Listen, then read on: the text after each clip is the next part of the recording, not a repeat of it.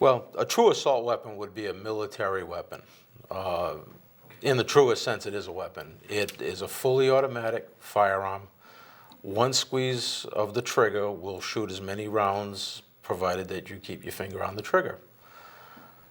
The civilian versions are also picking up the name assault weapons, and it's really a misnomer. Today we like to call them modern sporting rifles because that's what they truly are. They're used in every facet of the shooting sports. These are semi-automatic. One squeeze of the trigger equals one shot fired. That's no different than every semi-automatic pistol, every hunting rifle that's semi-automatic, every shotgun that's semi-automatic. They're all basically the same function. It's just that these firearms look like their military counterparts, and people who don't understand the distinction, they're willing to try to pass laws to outright ban them. It really is a shame because a modern sporting rifle is a very versatile type of firearm that's useful in a number of different settings. I think one friend of mine did comment that carrying his old rifles into the woods when he used to go on hunts was a chore. But these other assault-style weapons, I mean, they were designed for the military to be light, effective. They weren't just all about a certain look. And what he commented on is that he can carry that rifle all day long without the strain and fatigue. Yeah. I imagine you've been both commenting that women are entering the sport in large numbers. They probably find that type of rifle very comfortable compared to some of those old wooden stock, long barrel 223s, 270s, 30-06. Yeah, yeah. And the smaller caliber does make for less recoil, more comfortable shooting. So, I mean, if a woman were at home and wanted to defend her home with if the choice were a 12-gauge shotgun, I know my wife didn't care for shooting the 12-gauge as much as she did the 410. But if she were going to try to shoot that versus that, what round does the assault-style weapon, the AR-15, shoot? Predominantly, it takes a .22 caliber, so it's known either by its NATO or non-NATO names. It's a 5.56 millimeter. Not a whole lot more Or than a the 22? .223. No. I no. gotcha. All right, we have another public service announcement coming up. I want to thank you both again, and we'll be right back. We all share a common journey. We wanted to serve our country, stand for something bigger than ourselves, and protect the things we love. Although we were ready to face any mission, help those in need, and make a difference, for some of us, coming home was more of a challenge than we expected.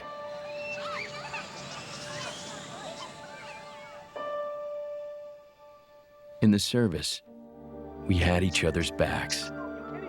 But as veterans, it can sometimes feel like we're all alone, even when surrounded by our loved ones.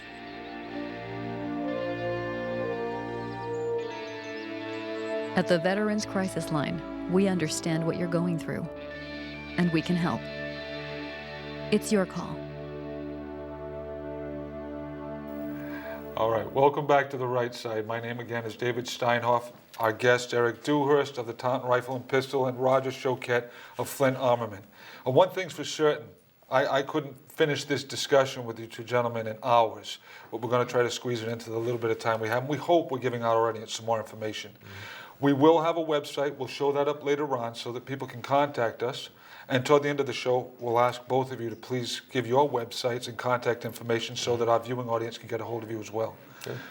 Back to the Second Amendment debate.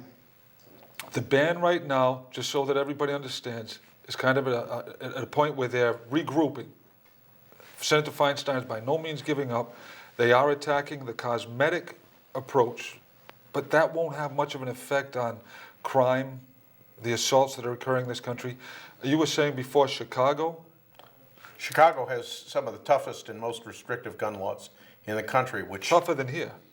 way tougher than Massachusetts, which by their reasoning would make that the safest city in the country. Instead, they have the highest murder rate in the country. The highest fatalities associated with guns. Yes. I read somewhere that New York, 90% of the that the crimes, the fatalities and violent crimes involve some type of a weapon. And these are illegally obtained weapons. None of them are legal weapons. And do you find that consistent in these cities that have the tough restrictions? It's the same as anywhere. Any of the weapons that are used in crimes, they're not legal weapons anywhere. It doesn't matter whether it's Chicago, New York, Taunton, Fall River. Most of them are stolen. They're black market guns that they've surfaced from somewhere, either a stolen shipment or. Well, here's a quick question. I know that we can't keep all the drugs from getting into this country. And as a matter of fact, the borders are increasingly more porous to drug runners. What about weapons coming back into this country? Even if we were having to have the most strict bans available, would we not still see weapons? Well, Eric Holder, the Attorney General of the United States, pretty well proved that more firearms are leaving the United States borders than are coming in. Is that there's a bigger problem with guns leaving the United States than coming in, just because of the way it is. Well, some of them facilitated through that Fast and Furious, too. Yes. Conversely, do you know Florida, for instance, states that have turned to a more right to carry? Have you found, or do you have any information on those states? Most of the statistics that I've seen show that in communities that have relaxed some of their gun laws, their crime rates have actually gone down. And when we say relax, we don't mean that they've turned a blind eye. They've actually made the law more responsible so that people can actually go out, own and purchase a firearm and have the right to carry. Yes. They're encouraging it. They're not discouraging it. Right. They're not creating artificial impediments from people having firearms. And the stats that I've read, and you probably have too, Florida, I think Minnesota's one, Texas another, each of them, once they instituted the more right to carry laws, found that the number of crimes with guns decreased. Criminals aren't stupid, in spite of what people may think. And if they know that there's an area where no one can have a firearm, that's right picking for them. What was that Connecticut newspaper? They tried to post everyone's picture online, every home that there was a firearm in it. Do you remember that? I thought it was the New York Times. I forget the newspaper, Yeah. but it was shortly after the Sandy Hook. One of my friends said, I kind of wish they would make everybody who didn't own a gun put a little sign on his house so they'd leave us alone. Yeah, yeah. You know? Because it's a safe place to hit. Right, yeah, go there, take it easy. Well, we've got guns, leave us alone and take the easy mark. Actually, that's what I think this whole bill is designed to do, take the easy mark. Political traction. Yeah, yeah. Have you seen a lot of people coming in pretty upset, ready to start getting involved politically to work on this whole matter? We have a lot of people that are coming forward that they're really concerned about their rights going forward. One of the things that we're seeing in the state is that right now the police departments have been overburdened with applications, and it's taking a lot longer to process these.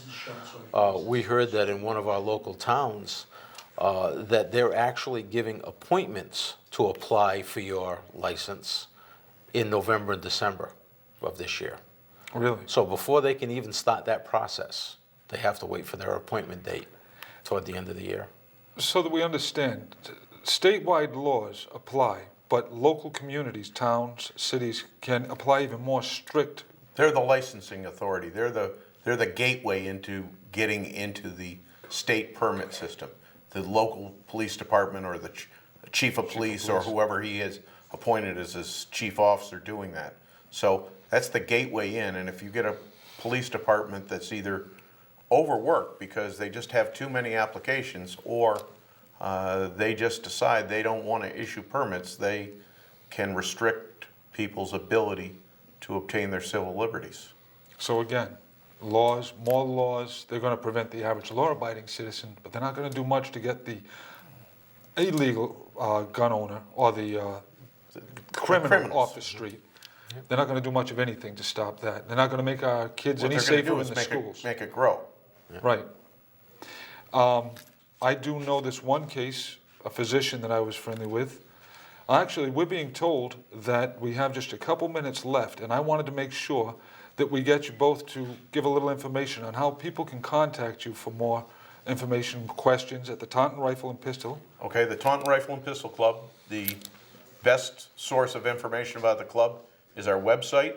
The website is tauntonrifleandpistol.org, and is spelled out, and it's up there 24 hours a day, so you can always get contact, and if you want to get a hold of me, just go to the officer's link and click President.